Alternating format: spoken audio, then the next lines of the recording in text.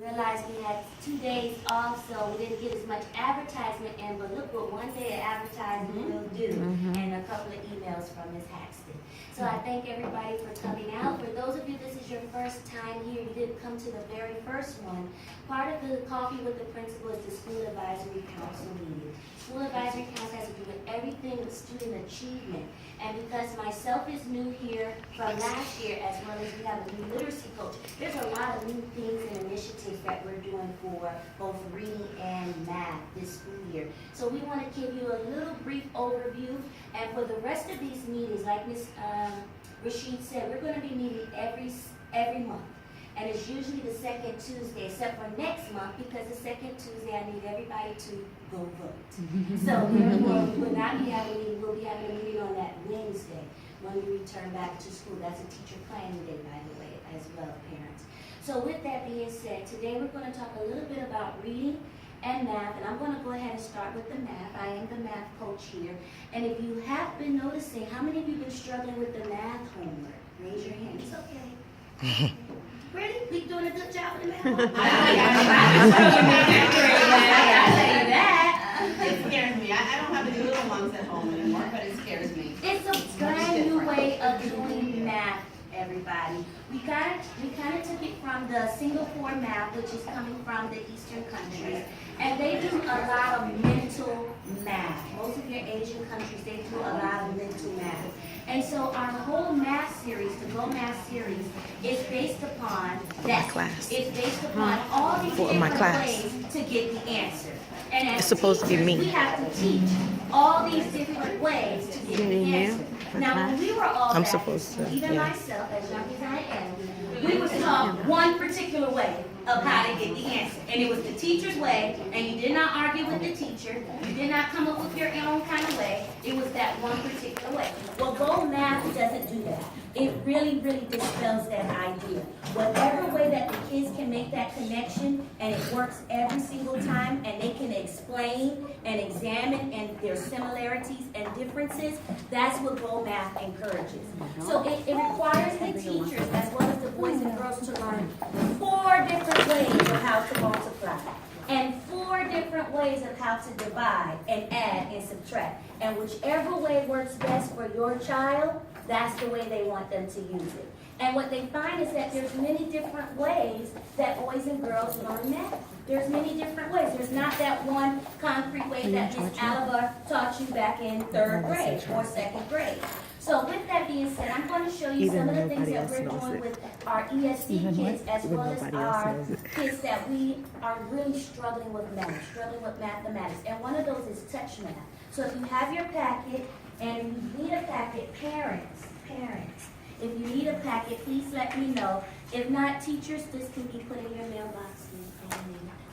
I know where you live. However, for my parents, I want to make sure everybody has this, and I'm going to briefly go through this. Now, this is just the overview, because the whole role of the School Advisory Council is to talk about the different programs and initiatives and the curriculum that we're doing here at the school. So this is just a preview. Next month, we'll go a little deeper, definitely, with math, especially with problem solving. That's another issue that we're having. But one of our main issues when I got here to Driftwood Elementary was fluency. Our boys and girls just simply cannot add, subtract, multiply, and divide fluently. So we put some programs in place, and one of them is one that you're looking at, which is Touch Math. It's a kinesthetic math program. So if you look and open up your first packet there, did anybody else read the packet? Okay. When you open it up, can you look on with her for 1 second? And then she's going to make some copies. Any copies of those? Yeah. Sure. Thank you.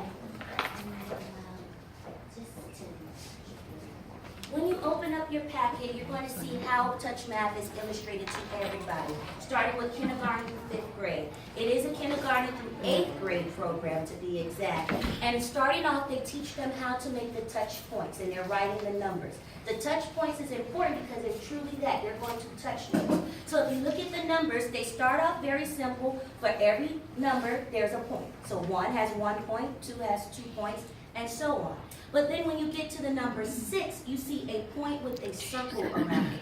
That point with the circle, they're going to touch it 2 times. So everybody look at number 6.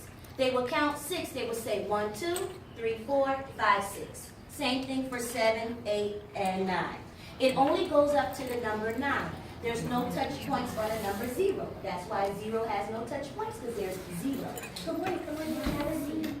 And if the sign-in sheet can keep going around, I want to make sure my teachers sign in as well as the parents sign in.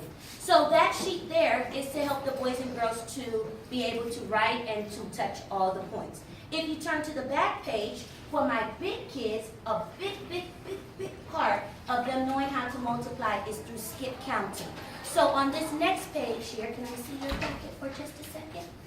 On this page here is teaching them how to skip count with the touch points. So this is how to count by 2s, how to count by 3s, and so on. They need to know those numbers, 2, 4, 6, 8, because what they're telling them is 2 times 6, they can count by 2s by touching. 2, 4, 6, 8, 10, 12. My answer is 12.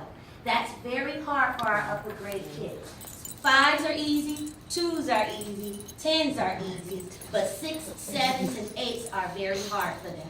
4s are even hard for them. So parents, the suggestion is when we're riding in our cars and we have nothing to do and they're listening to the radio, hey, let's skip count by 4s, okay? And so that they can get in the practice of knowing how to skip count. That's going to help them so much in 3rd grade with learning multiplication facts. And by it being kinesthetic, it's much easier and much more easier for them to retain the information than just the flashcards. I know we want to do the flashcards and flash them all to death until they can't see anymore, until they're blind with flashcards. However, this touching part for it makes it much easier for them than for me to actually make a flashcard to say 4 times 2 is 8. I touch the number 4 and I count by 4s, okay? So now, it even goes on to addition and subtraction. This is why it's important for them to know how to write these touch points, because when they take their exam, the SAT, the FSA, whatever their exam is, there's no touch points on there. But they can make their own touch points on the numbers. So this is an example of how to do addition without regrouping. And if you look at the very first one there, 60 plus 13, they will look at 6 and they will count on. The whole point of touch math is to count on and count backwards. Count on for addition, count backwards for subtraction, okay? So everybody, we can do it together. We're looking at this very first one on this page. So 60 plus 13, I'm looking at the ones column. 0 plus 3, there's 3 touch points there. I touch all 3 points, 1, 2, 3. I put my answer there. 6 plus 1, I have 1 touch point, 6, and I count on 1 is 7. My answer is 73. They touch each one to find their answer, okay? Any questions on that? So with addition with regrouping, if you turn on the back, addition with regrouping, sorry, I just took over your packet, I'm sorry. You have 35 plus 15, and they did that one for you already. Again, you have your 5 and your 5 touch points. You're going to count on from 5. So everybody, let me hear everybody count. Let me see who can count in here this morning. So you have your 5 plus 5. Everybody count on from 5. 6, 7, 8, 9, 10. You write your number. Now how touch math teaches, you know, before we would tell the boys and girls to write the 0 and carry the 1. They have them write the number 10, 1 in the tens place, and 0 at the bottom, just as they would normally write the number 10. They go ahead and put that 10 in the tens place. So you put the number 1 there, you have the number 0, and now you're going to do your touch points. You're going to go up. So your biggest number does not have a touch point. Everybody see that? Your biggest number doesn't have it, which is 3 in this case. So you go 3, you count on from 3. What comes after 3? Everybody. Oh, I didn't know that. 4, and don't forget our 1 at the top, 5. So our answer is 50. We're going to do the second one together, and then we're going to move on. The next one, notice that my number 7 has the touch points. I'm going to count on from my bigger number. What's bigger, 8 or 7? 8. That's right. I'd rather have $8 than $7, right? So you're going to touch each one of these. We're going to count on from 8. Now notice 7 has the dot and the circle. You're going to have to count how many times? 2. 2 times. So we're gonna count on from 8. Everybody Okay. touch your first You're touch not points taking on the number 7 with the circle. You say 9, 10. Everybody say 9, 10.